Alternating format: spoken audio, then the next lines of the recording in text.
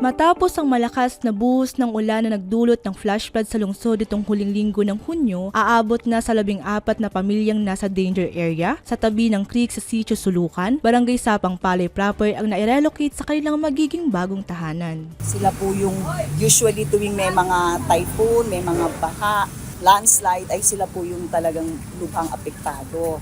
So ang ating butihing mayor ay nag-direct iba na sila po ay tanggalin na rito at madala sa mas maayos na kalagayan. Si Nanay Jenlyn na 5 years nang nakatira sa tabi ng creek, nagkwento sa mga karanasan tuwing bubuhos ang ulan. Baha, lalo nung wala pang recrab, takot na takot kami kasi syempre po lumalaki yung tubig.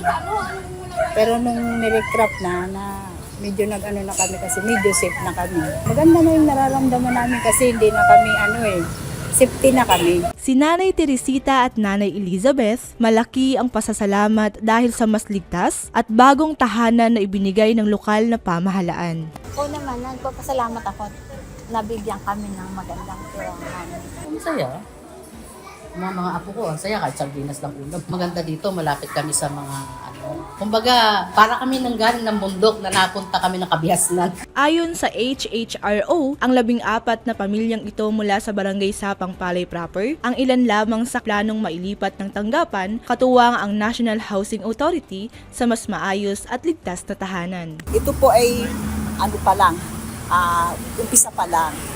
Meron pa pong mga, actually 85 families po to, plus meron pa rin po sa Memiluyan na 128 na sila po ay subject for relocation din kasi sila po ay under Supreme Court mandamus na kung saan talagang kinakailangan silang ilikas ayon din po sa RA 7279 Section 29 na kinakailangan ng lahat ng mga naninirahan dito sa mga estero, dyan sa mga along waterways ay kinakailangan tanggal.